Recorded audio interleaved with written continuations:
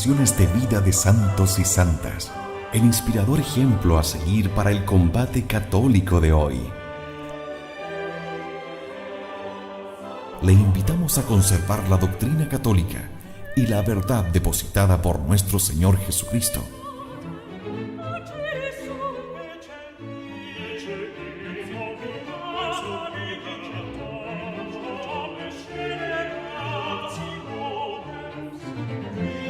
Somos Convicción Radio, auténtico catolicismo, por la gloria de Dios y la salvación de las almas.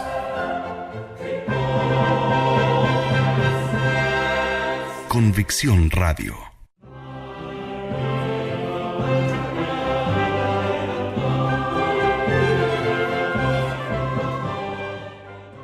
Una vez más, queridos amigos, llega hasta ustedes Vida de San Benito de Nursia.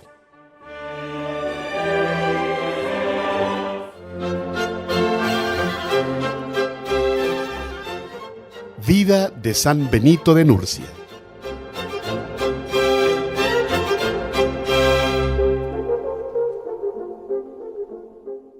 Capítulo 18.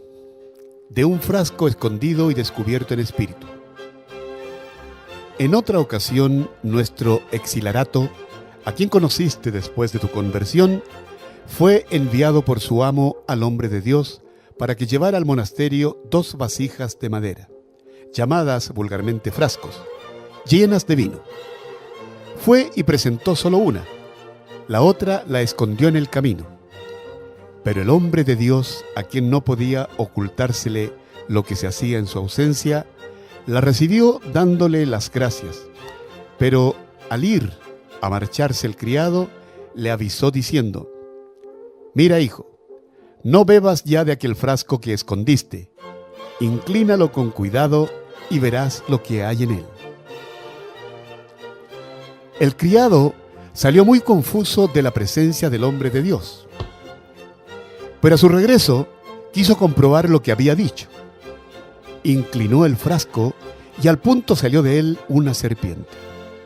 Entonces el joven exilarato, viendo lo que había encontrado en el vino, se avergonzó de la falta cometida.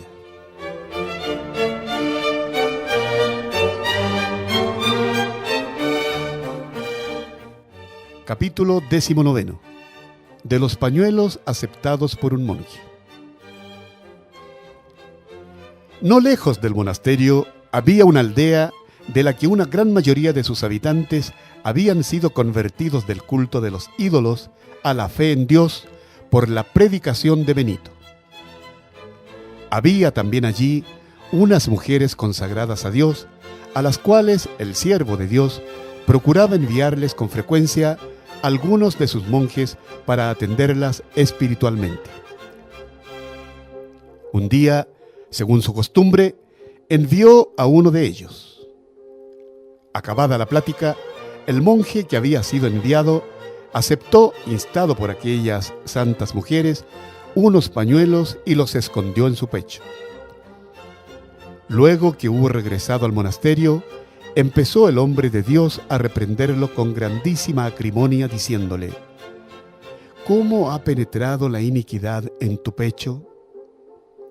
Quedó aquel estupefacto, pues no acordándose de lo que había hecho, tampoco atinaba a comprender por qué lo reprendía. Entonces Benito le dijo: «¿Acaso no estaba yo presente cuando recibiste de las siervas de Dios los pañuelos y los guardaste en tu pecho?». Al oír esto se echó a sus pies, dio satisfacción por haber obrado tan neciamente y arrojó los pañuelos que había escondido en su pecho.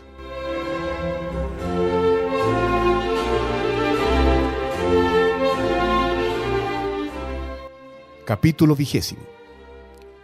Del pensamiento de soberbia de un monje conocido en espíritu. En otra ocasión, mientras el venerable abad tomaba su alimento hacia el atardecer, cierto monje, hijo de un abogado, le sostenía la lámpara delante de la mesa. Y mientras el hombre de Dios comía y él lo alumbraba, comenzó a pensar y a decir secretamente en su interior: ¿quién es este para que yo tenga que servirlo y sostenerle la lámpara mientras come? ¿Y siendo yo quien soy, he de servirle? Al punto, dirigiéndose a él el hombre de Dios, comenzó a increparle ásperamente diciéndole: «Santigua tu corazón, hermano. ¿Qué es lo que estás pensando? Santigua tu corazón». Inmediatamente llamó a los monjes, mandó que le quitasen la lámpara de sus manos y a él le ordenó que cesara en su servicio y se sentara. Preguntado luego por los monjes qué es lo que había pensado, les contó prolijamente cómo se había envanecido por espíritu de soberbia y lo que había dicho interiormente en su pensamiento contra el hombre de Dios. Con esto, todos vieron claramente que nada podía ocultarse al venerable Benito, pues había percibido hasta un simple discurso mental.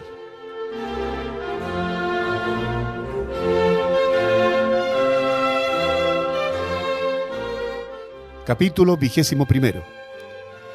De 200 modios de harina hallados delante del monasterio en tiempos de carestía. En otra ocasión, sobrevino en la región de la Campania una gran hambre que afligía a todo el mundo por la falta de alimentos.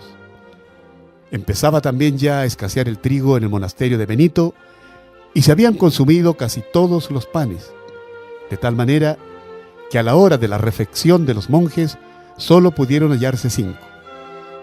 Viéndolos, el venerable abad, contristados, trató primero de corregir con suave reprensión su pusilanimidad y luego de animarlos con esta promesa diciendo: ¿por qué está triste vuestro corazón por falta de pan?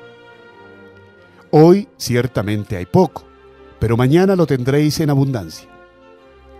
Al día siguiente encontraron delante de la puerta del monasterio 200 modios de harina metido en sacos, sin que hasta el día de hoy se haya podido saber de quién se valió Dios Todopoderoso para llevarlos allí.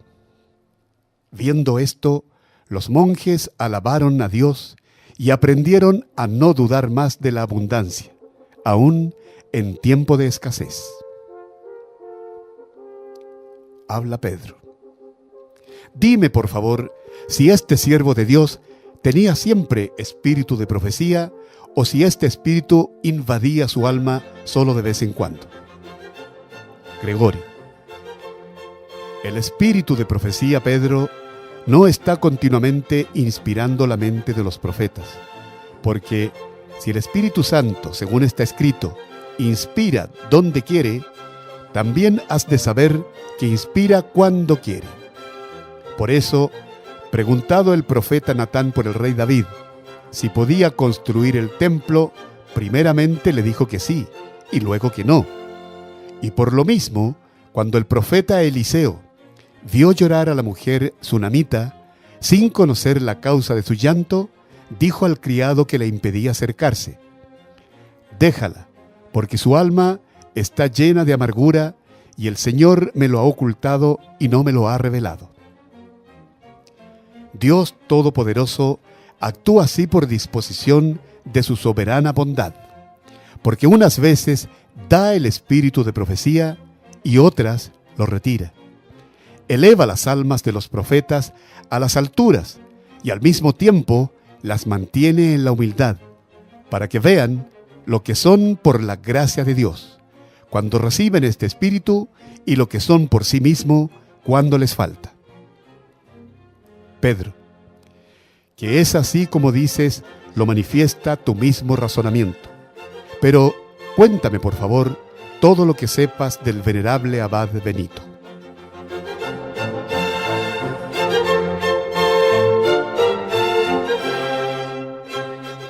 Capítulo 22. Cómo en una visión trazó el plano del monasterio en Terrachina. Habla Gregorio. En otra ocasión, cierto varón piadoso le rogó que enviase a algunos de sus discípulos para fundar un monasterio en una posesión suya junto a la ciudad de Terrachina. Accedió Benito a su demanda, designó a los monjes que habían de ir y les nombró abad y prior. Al despedirlos les prometió: «Id, y tal día iré yo y os mostraré dónde debéis edificar el oratorio, el refectorio de los monjes, la hospedería y todo lo demás». Recibida la bendición, partieron enseguida. Esperaron con ansia el día señalado y prepararon todo lo necesario para los que habían de venir en compañía del santo abad. Pero la noche anterior al día convenido, antes de que amaneciera, el hombre de Dios se apareció en sueños al que había constituido abad y a su prior, y les fue señalando minuciosamente cada uno de los lugares donde había de edificarse algo. Al levantarse de la cama, refiriéronse mutuamente lo que habían visto en sueños, pero no dieron crédito a la visión y así esperaron a que viniera el siervo de Dios, tal como se los había prometido.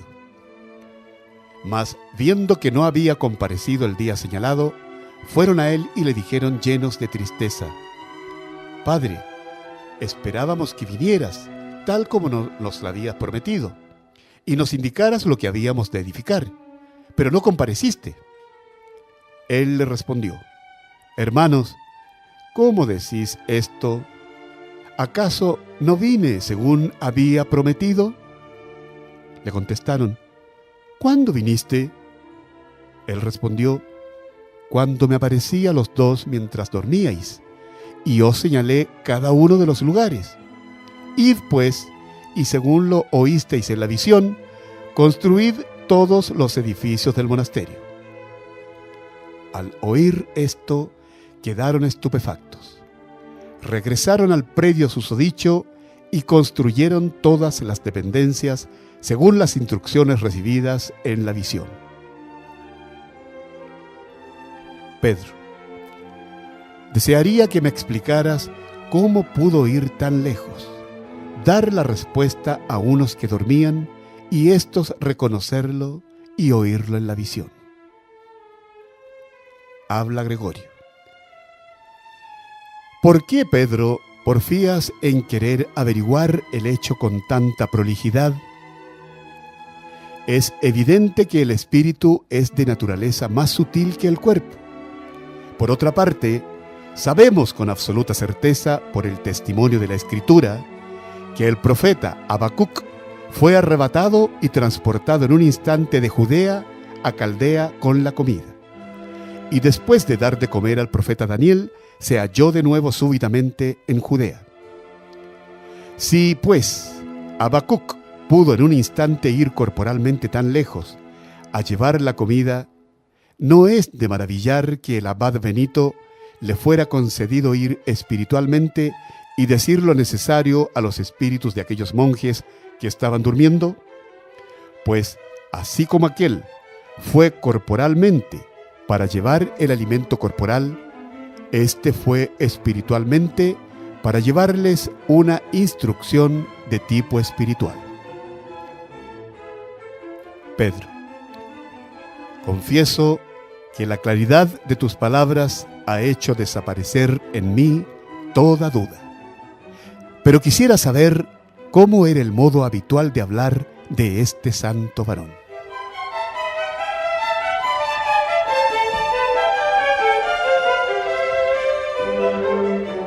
Capítulo 23. De unas religiosas que después de su muerte fueron readmitidas a la comunión eclesial merced a una oblación suya. Habla Gregorio. Su lenguaje habitual, Pedro, no estaba desprovisto tampoco de poder sobrenatural, porque no podían caer en el vacío las palabras de la boca de aquel cuyo corazón estaba suspendido en las cosas celestiales.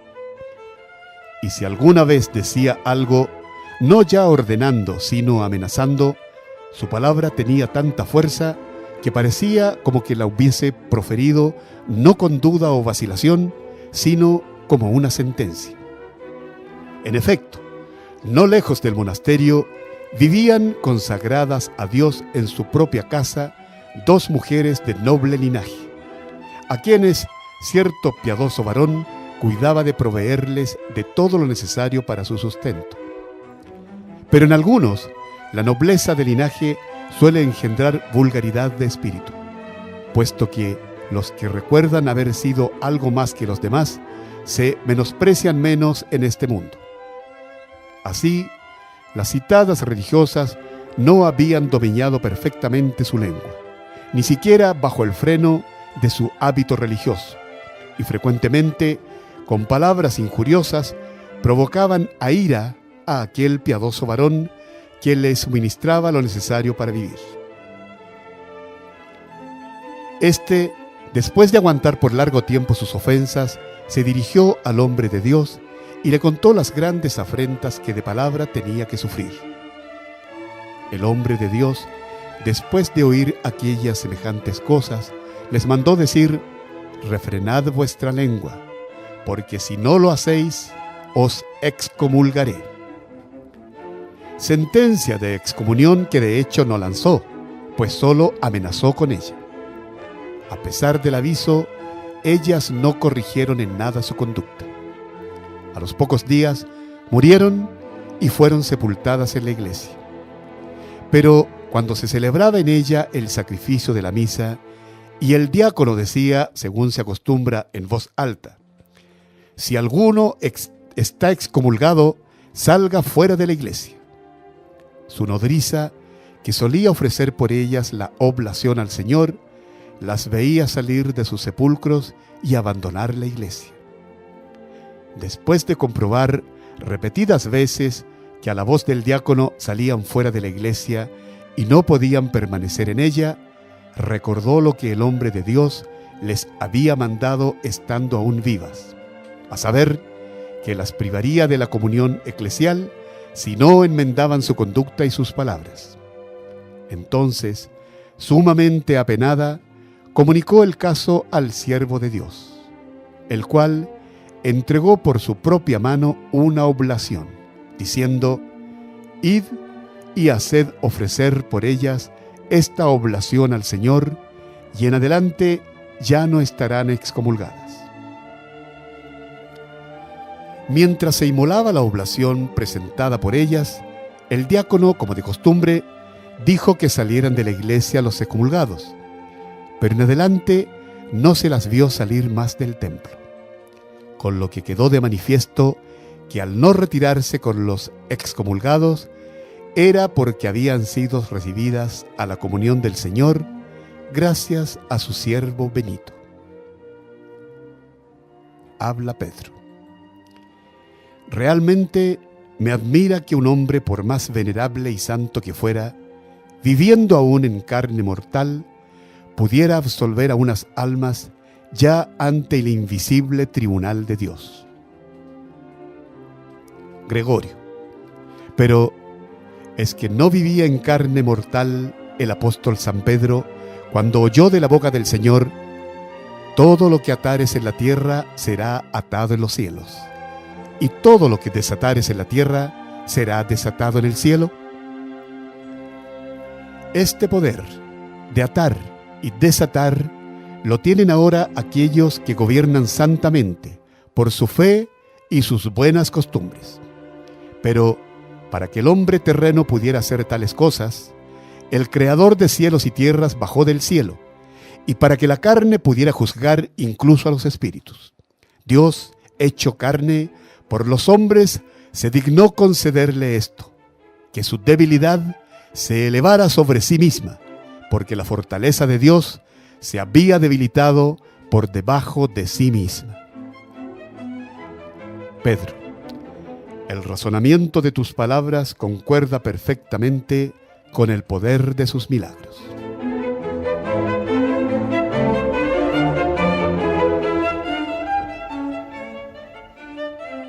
Capítulo 24. De un monje joven a quien arrojó la tierra del sepulcro. Habla Gregorio. Un día Cierto monje joven que amaba a sus padres más de lo conveniente, se marchó a su casa saliendo del monasterio sin pedir la bendición. El mismo día, llegando a su casa, murió y lo sepultaron. Pero al día siguiente hallaron su cuerpo fuera de la fosa. De nuevo volvieron a enterrarlo, pero al día siguiente lo hallaron otra vez fuera de la tumba. Entonces corrieron a los pies del abad Benito, pidiéndole entre sollozos que se dignara concederle su favor. Al punto, dióles el hombre de Dios por su propia mano la comunión del cuerpo del Señor, diciéndoles: «Id y poned sobre su pecho esta partícula del cuerpo del Señor y sepultadlo con ella». Hiciéronlo así, y la tierra retuvo el cuerpo sin volver a arrojarlo más.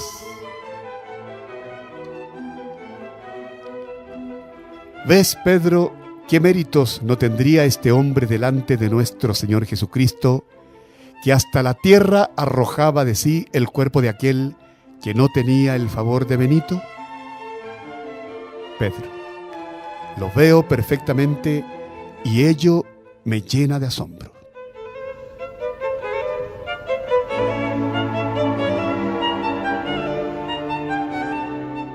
Capítulo 25. Del monje que, al marcharse del monasterio contra la voluntad de Benito, le salió al encuentro un dragón que quería devorarlo. Habla Gregorio. Un monje suyo, proclive a la inconstancia, no quería perseverar en el monasterio. Y aunque el hombre de Dios lo corregía asiduamente y se empeñaba con frecuencia, de ningún modo quería permanecer más en la comunidad, y se empeñaba con importunos ruegos a que lo dejara marchar. Un día, cansado ya el venerable abad de tanta impertinencia, le mandó airado que se fuese. No bien hubo abandonado el monasterio, cuando le salió al encuentro un dragón, que abriendo sus fauces contra él, amenazaba con devorarlo. Entonces, tembloroso y jadeante, empezó a gritar con fuerte voz: «¡Corred! ¡Corred! ¡Que este dragón quiere devorarme!». Acudieron rápidamente los monjes. No vieron al dragón, pero condujeron al monasterio al monje. Despavorido y tembloroso, quien enseguida hizo promesa de no abandonar jamás el monasterio. Y desde aquel momento permaneció constante en su promesa, gracias a que por las oraciones del santo varón había podido ver a aquel dragón que quería devorarlo y al que antes seguía sin ver.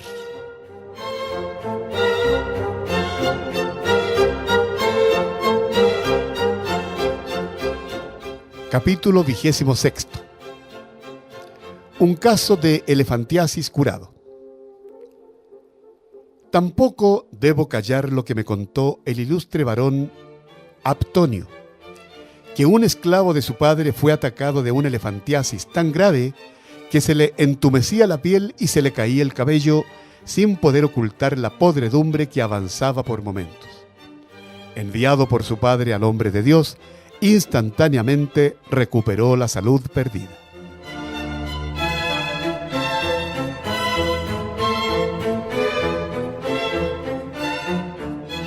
Capítulo 27. De unos sueldos devueltos milagrosamente al deudor. Asimismo, no puedo callar tampoco lo que el discípulo peregrino solía contar, que en cierta ocasión un fiel cristiano, apremiado por la obligación de saldar una deuda, creyó que sólo hallaría remedio si acudía al hombre de Dios y le exponía la necesidad que tenía de pagarla. Fue pues al monasterio, halló al siervo de Dios omnipotente y le explicó cómo su acreedor lo afligía gravísimamente por 12 sueldos que le debía. El venerable abad le respondió que no tenía 12 sueldos, pero después de consolarlo de su pobreza, con suaves palabras le dijo: «Ve y vuelve dentro de 2 días, porque no tengo hoy lo que quisiera darte». Durante estos 2 días Benito, según su costumbre, estuvo ocupado en la oración. Cuando al tercer día volvió aquel hombre afligido por la deuda, se encontraron inesperadamente 13 sueldos sobre un arca del monasterio que estaba llena de trigo. Mandó traerlos el hombre de Dios y entregarlos al afligido demandante, diciéndole que pagara los 12 sueldos y se reservara el sobrante para sus propias necesidades. Pero volvamos ahora a lo que supe por referencias de los discípulos, de quienes hice mención en el exordio de este libro. Un hombre tenía una grandísima envidia de su enemigo, y a tal punto llegó su odio que ocultamente vertió veneno en su bebida. El veneno no llegó a quitarle la vida, pero de tal manera hizo mudar el color de su piel que aparecieron esparcidas por todo el cuerpo unas manchas semejantes a las de la lepra. Fue enviado al hombre de Dios y recobró inmediatamente la salud perdida, pues con solo tocarlo el santo desaparecieron al punto las manchas de su piel.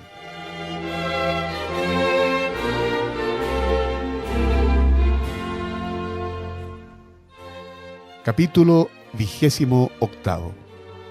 De una ampolla de cristal arrojada a unas rocas que no se rompió. En aquel tiempo en que el hambre afligía gravemente la región de la Campania, el hombre de Dios distribuyó entre los pobres cuanto había en el monasterio, hasta el punto de no quedar apenas nada en la despensa, fuera de un poco de aceite en una vasija de cristal. Llegó al monasterio un subdiácono de nombre Agapito, pidiendo con insistencia que le dieran un poco de aceite.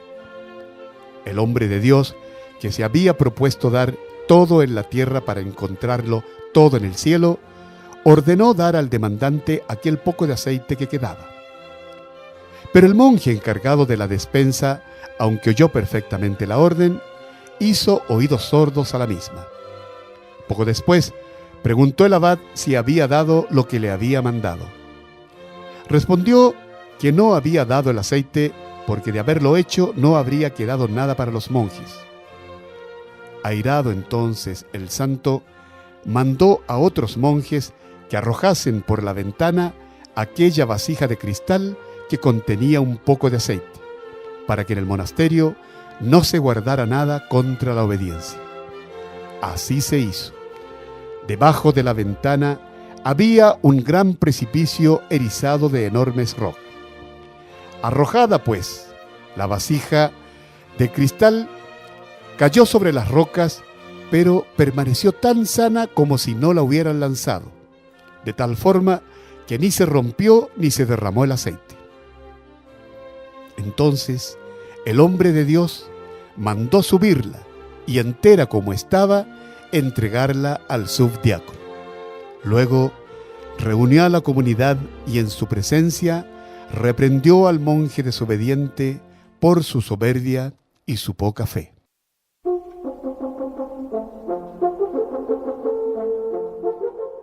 Capítulo 29. La tinaja vacía que rebosó de aceite. Acabada la reprensión, se puso en oración juntamente con los demás monjes. En el mismo lugar donde oraban había una tinaja vacía y cubierta. Como el santo varón prolongara su oración, la tapadera de la tinaja empezó a levantarse, empujada por el aceite que iba subiendo. Al fin cayó la tapadera y el aceite, desbordándose, comenzó a invadir el pavimento del lugar donde estaban postrados en oración. Al darse cuenta de ello, el siervo de Dios, Benito, puso enseguida fin a su oración y al punto el aceite dejó de derramarse por el suelo. Entonces amonestó con más insistencia al monje desconfiado y desobediente, para que aprendiese en adelante a tener más fe y humildad. El monje, saludablemente corregido, quedó ruborizado de ver que el venerable abad había mostrado con milagros el poder de Dios Todopoderoso, del que antes le había hablado en la primera amonestación. Y así No había ya quien dudara de las promesas de aquel que en un instante trocó un vaso de cristal casi vacío en una tinaja rebosante de aceite.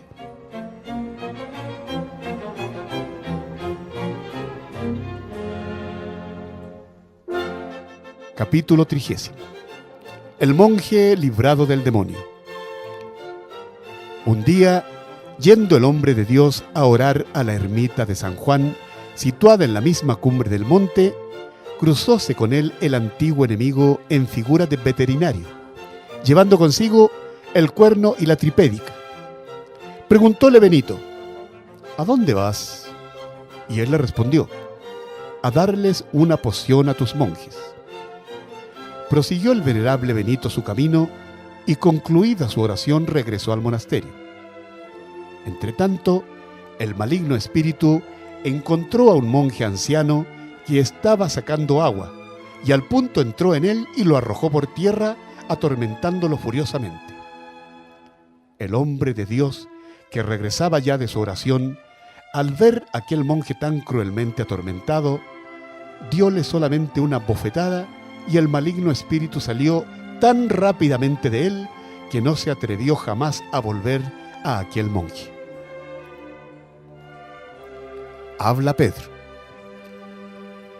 Quisiera saber si estos milagros tan grandes los obtenía siempre por el poder de la oración, o si a veces los obraba con solo el querer de su voluntad. Gregorio. Los que se unen devotamente a Dios suelen obrar milagros de ambas maneras, según lo exigen las circunstancias, de suerte que unas veces hacen prodigios por medio de la oración y otras por solo su propio poder. Porque si San Juan dice: a todos los que lo recibieron les dio poder de llegar a ser hijos de Dios, ¿por qué maravillarse de que puedan obrar prodigios por su propio poder quienes son hijos de Dios por ese mismo poder? Que obran milagros de las dos maneras nos lo atestigua San Pedro, que resucitó a la difunta Tabita con la oración y entregó a la muerte a Ananías y Zafira por sola su retención, puesto que no se dice que orara para que murieran, sino únicamente que les echó en cara el pecado que habían cometido. Luego, es cierto que unas veces obra milagros por su propia virtud y otras por virtud de la oración, ya que a estos les quitó la vida recriminándoles su pecado, y a aquella se la restituyó orando.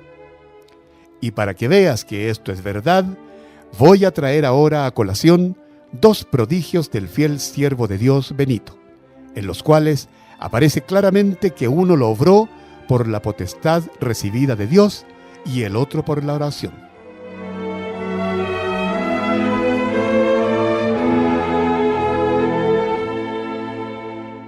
Capítulo 31. De un labriego maniatado que desató con solo su mirada. Un godo por nombre Falla, afiliado a la herejía arriana en tiempos del rey Totila, se encendió en odio y bárbara crueldad contra los varones piadosos de la Iglesia Católica, hasta el punto de que si algún clérigo o monje topaba con él, no escapaba con vida de sus manos.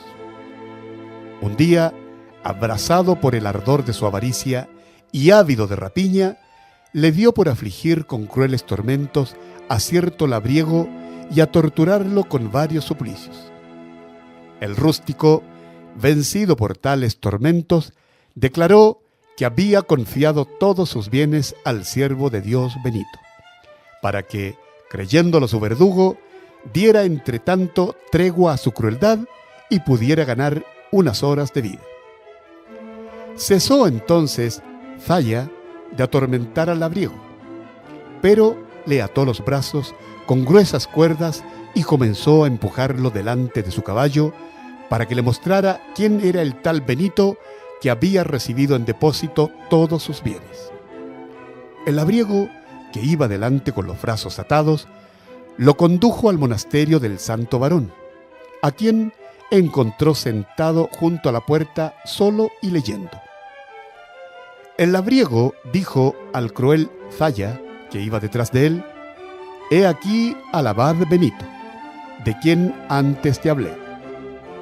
Zaya fijó en él su mirada llena de ira y ferocidad, y creyendo que podía usar con él los procedimientos terroristas que acostumbraba, empezó a gritar fuertemente diciéndole: «¡Levántate!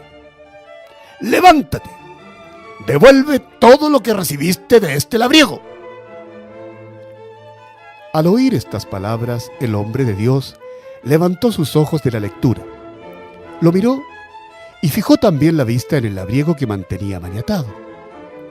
Al poner los ojos sobre los brazos del labriego, comenzaron a desatarse de un modo maravilloso y con tanta rapidez las cuerdas que ataban sus brazos, que no hubiera podido desligarlos tan presto celeridad humana alguna.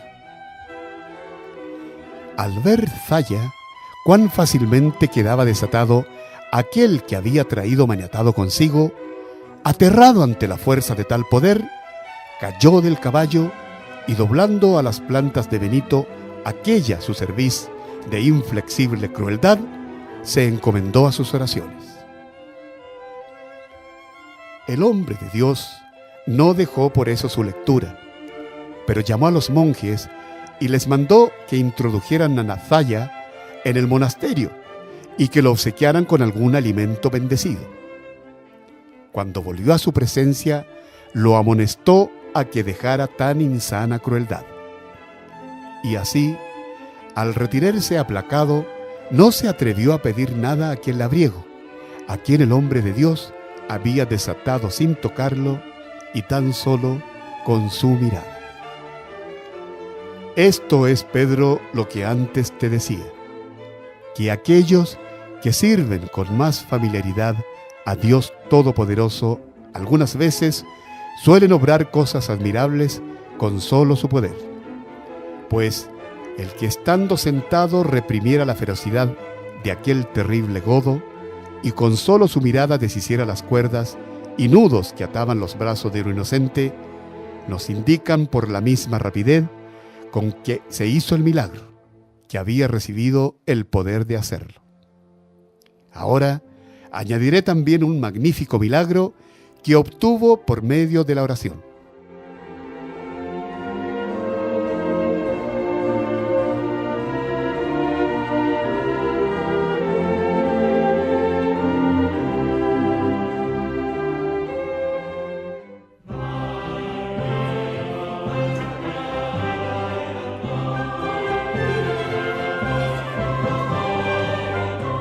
Narraciones de vida de santos y santas, el inspirador ejemplo a seguir para el combate católico de hoy.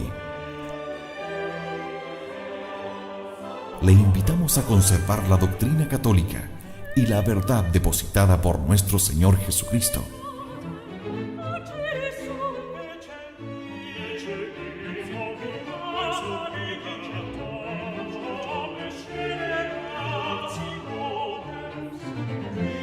Somos Convicción Radio, auténtico catolicismo, por la gloria de Dios y la salvación de las almas.